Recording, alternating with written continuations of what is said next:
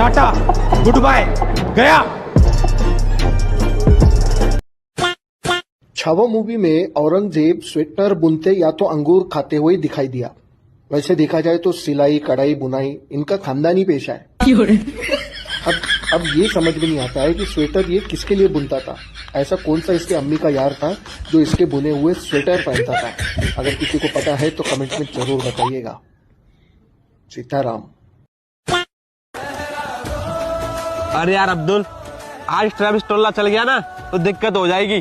Travis टोल्ला? हाँ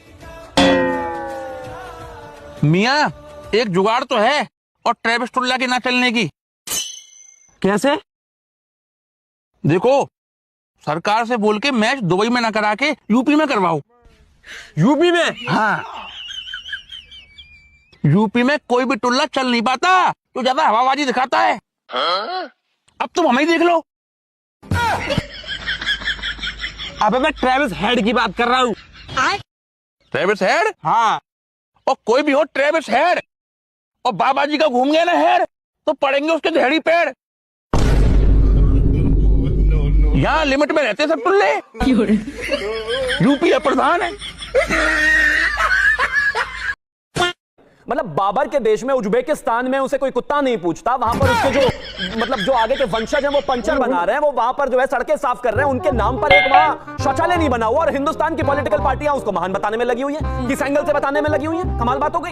यहां पर 135 साल पुरानी एओ ह्यूम की बनी हुई पार्टी कांग्रेस के प्रवक्ता बैठकर कह रहे हैं कि अगर आपको औरंगजेब से इतनी ही नफरत है तो पाकिस्तान से बिजनेस बंद कर दो। अरे कमाल बात हो गई। उसको उसके देश में कोई नहीं पूछ रहा, आप उसको अपने सर पर बैठाकर चल रहे हो। मैं मानता हूं बस एक ही बात है, इसको क्रिटिसाइज करना चाहिए और देश में इस तरह के आक्रांताओं की तारीफ की कोई जगह नहीं है। आक्रांताओं की ही जगह नहीं है। ये बड़ी अच्छी बात कही आप। हे भगवान, ये क्या हो गया है न्यूज चैनलों को।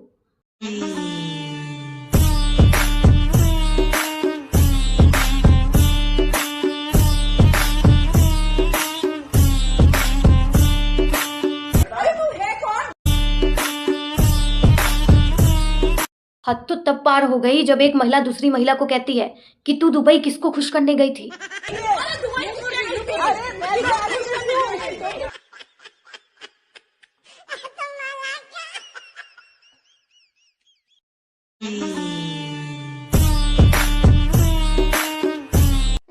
बेकरी चलाती है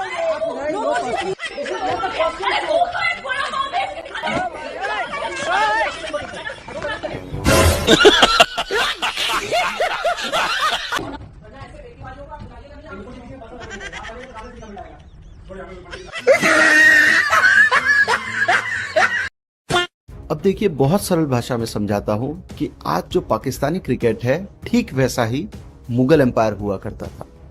अब जैसे जिम्बाब्वे, आयरलैंड और बांग्लादेश के साथ मिलकर पाकिस्तानी टीम खुद को नंबर 1 मानने लग जाती है, वैसे ही दिल्ली के आसपास छोटे मोटे इलाकों में अपनी सत्ता जमा के ये मुगल उसको साम्राज्य कहने लग गए। जैसे इनकी टीम जब भी इंडिया, ऑस्ट्रेलिया जैसी टीमों से भिड़ती है और बुरी तरीके से मार खाती है, वैसे ही राजपूतों, मराठों, जाटों, सिखों ने कंसिस्टेंटली मुगलों को 1000 साल तक जूते मारे थे। एक आध बार जब बाबर और रिजवान ने पार्टनरशिप करके पाकिस्तान को जिता दिया था, तब से फिर वो अपने आप को ही किंग बाबर कहने लग गए। ठीक वैसे ही अनिर्णित हल्दी घाटी और दिवेर के युद्ध में 3 बार हारने के बाद भी इस मुगलिया अकबरों ने खुद को महान कहना शुरू कर दिया। पाकिस्तान के ही एक भूतपूर्व कप्तान मोहम्मद हाफिज ने कहा था कि ये बाबर आजम कोई किंग विंग नहीं है, उसने बस पीआर करके खुद को किंग बना लिया है। तो मुगलों को भी तहजीब वाले, शान शौकत वाले, कला प्रेमी और अजीम शाह शहंशाह बताने वाले रोमिला थापर, इरफान हबीब, आरफा खानम और रबिश कुमार, ये उनके पीआर ही हैं। 2021 में जब भारत के सामने पाकिस्तानी क्रिकेट टीम जीत गई थी तो उनके ही गृह मंत्री का बयान था कि ये तो इस्लाम की जीत है।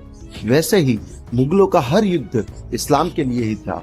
उसे सत्ता की लड़ाई समझने की भूल मत कीजिएगा।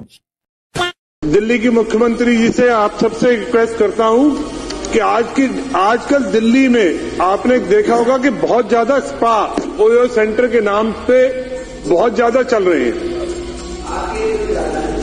हमारे यहाँ बहुत ज्यादा है क्योंकि आपकी सरकार थी, इसलिए से ज्यादा थे। ये जाते रहते गड्ढा था।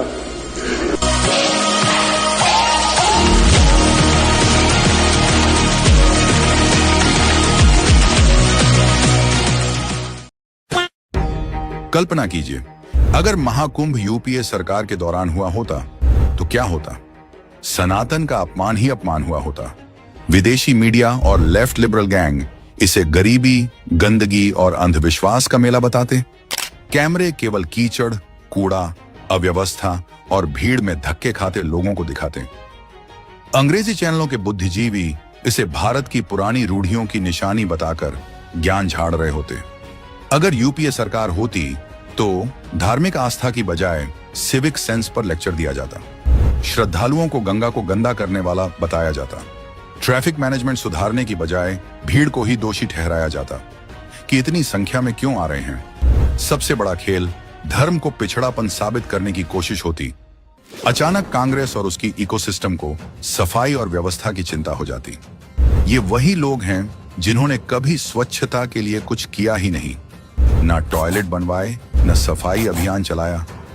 आजादी के 70 साल बाद मोदी सरकार ने देशवासियों को टॉयलेट बनवा कर दिए, लेकिन हाँ, यही लोग महाकुंभ में नहाने वाले श्रद्धालुओं को गंदगी फैलाने वाला जरूर कह देते।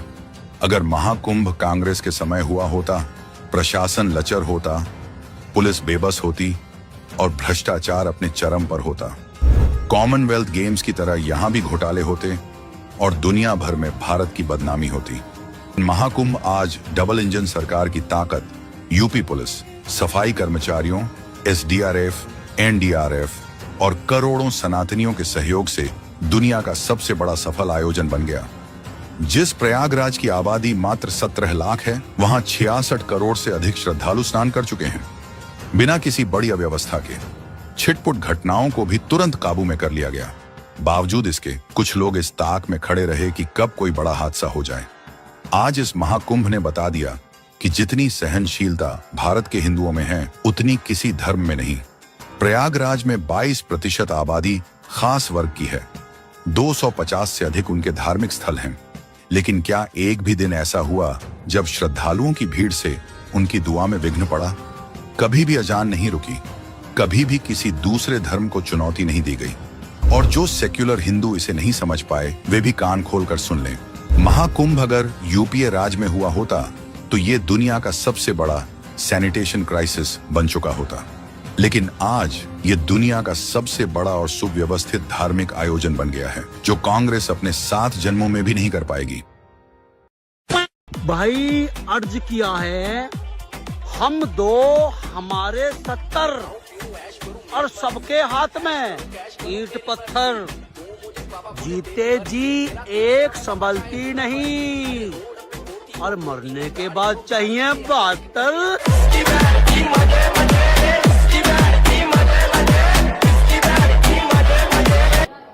अच्छी बात बोली, आपको अच्छी लगी तो ऐसे थोड़ा मार दीजिए हाथ, आप थोड़ा सा मार दीजिए, मार हो रहा है आपको, अगर अच्छी लगी मार दीजिए।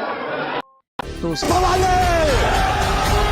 पार्वती पतये हर हर